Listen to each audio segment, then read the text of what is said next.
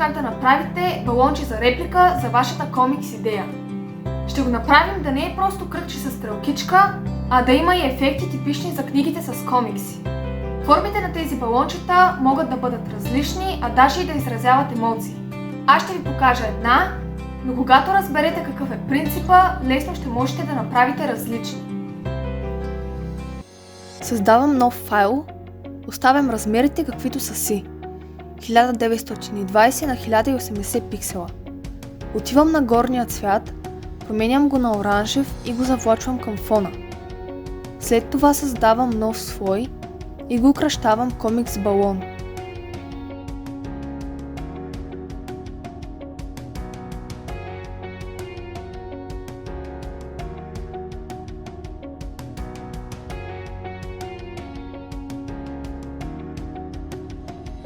Тук го настройвам на Fill with Transparency, за да е прозрачен. Сега искам да сложа вертикални и хоризонтални линии, които да ми покажат къде точно е центъра на композицията. За да направя това, ще отида на Image, Guides,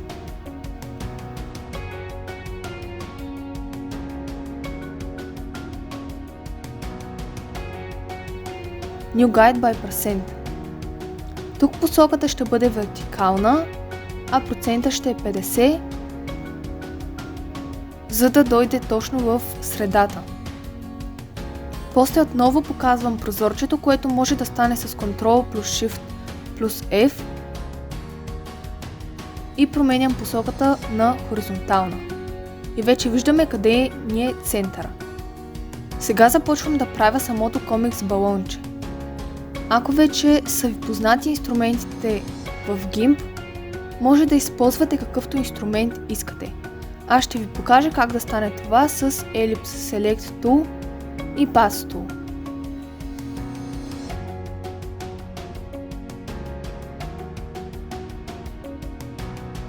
Първо трябва да съм сигурна, че Mode е сложено на Add to Current Selection. Това означава, че всяка следваща елипса ще се добавя към вече съществуващата и така ще се създава нова форма. Сега ще оформя елипсата и ще я преместя в центъра. Това става като щракнем с мишката в самата форма и местим.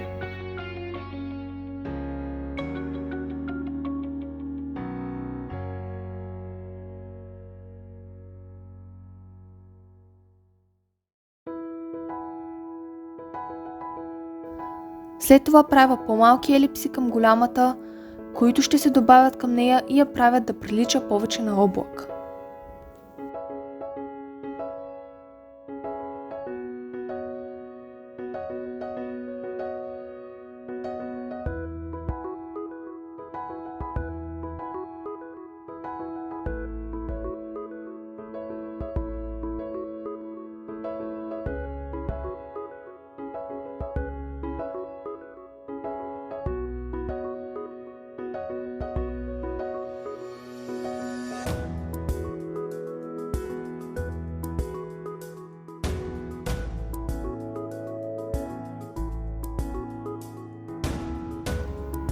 За да добавя издължения край на балончето, което сочи към героя, който говори, ще използвам Path Tool.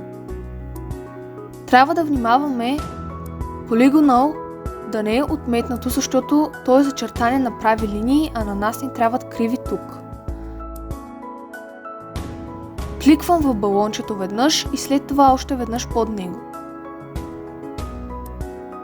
Инструментът свързва двете точки и от тези ръкохватки правя линията на дъга. След това правя трета точка малко по-нагоре и отново правя линията дъгообразна.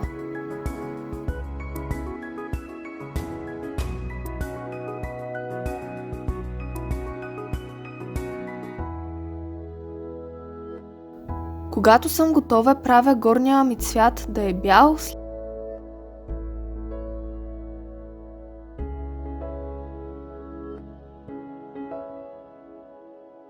след което отивам на Fill Path и тук избирам Solid Color.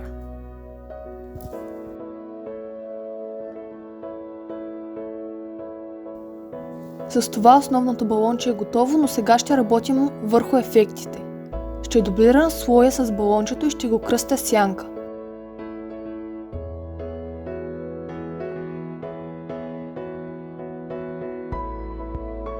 И ще кликна тази малка иконка тук, Lock Alpha Channel. Това го правя, защото пространството около балончето е прозрачно. И когато завлача черния цвят върху балончето, не искам да се запълни целият слой, а само местата, които не са прозрачни. Сега пускам черния цвят върху балончето, запълва се само то и после щраквам върху Lock Alpha Channel, за да го отключа. След това премествам слоя на черния балон под белия и отивам на Layer Crop to Content, който ще изреже слоя до размера на балончето.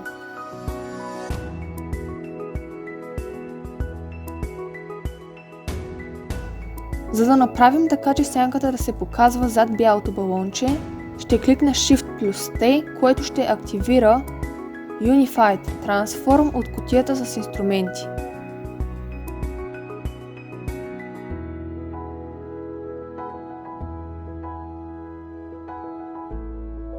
Избирам Show Image Preview, за да виждам слоя, а от Image Opacity можете да намалите или увеличите прозрачността. Този инструмент е комбиниран и могат да се променят доста неща с него. Ще използвам различни ръкохватки, за да разтегля и огъна леко сянката.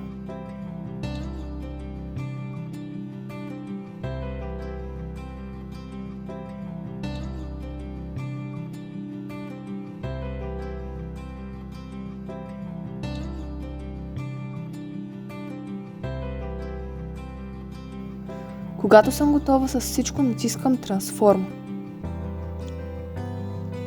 Сега искам да добавя и още един допълнителен ефект зад балончето, който е типичен за комиксите. Създавам нов слой зад слоя с фона.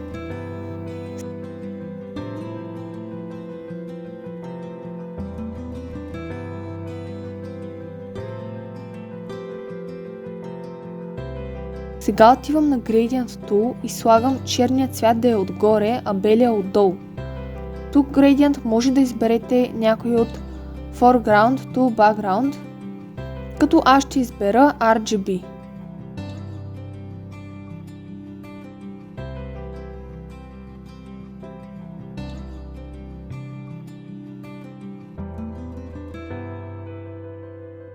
Кликам в средата на композицията и влача мишката навън.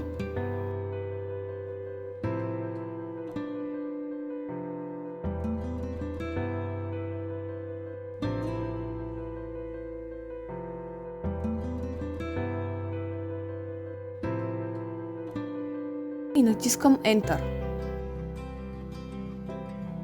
От меню Filters избирам Distorts, Newsprint,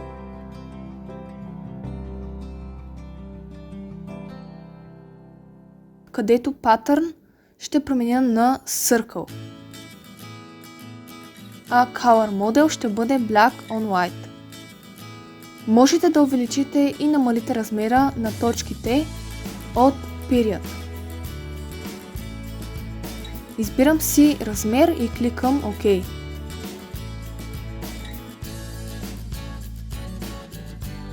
Тъй като току-що създадения филтър запълни слоя с бял фон, за да можем да виждаме оригиналния ни фон от долния слой, отивам на Mode и избирам Darken Only.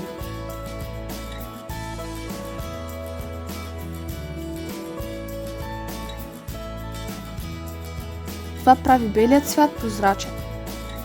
Мога да намаля размера на балона от Scale Tool, тъй като той се състои от 3 отделни слоя. Преди да направя това, трябва да захвана само тези 3 слоя с веригите тук. Сега ще добавя и текста. Отивам на Text Tool и избирам шрифт.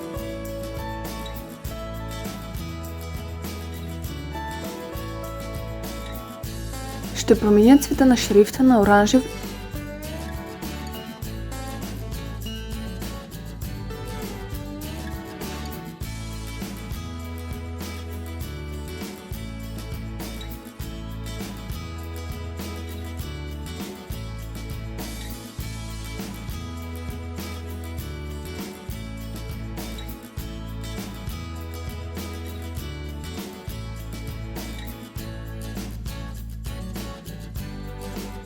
и ще напиша вътре в балончето: "Хей, това е супер идея."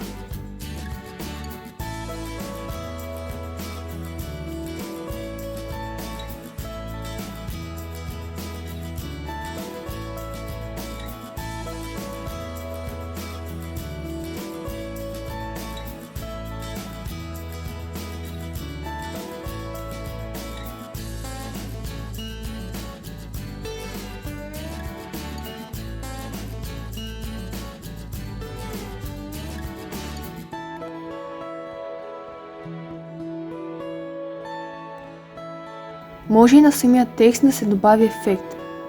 Отивам на Filters, Light and Shadow, Drop Shadow.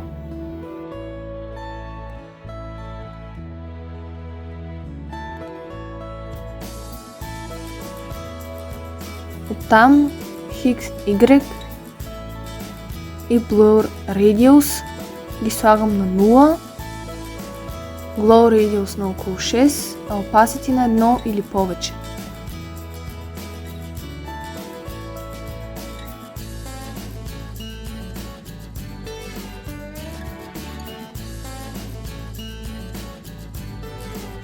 Натискам ОК и съм готова с репликата в балонче.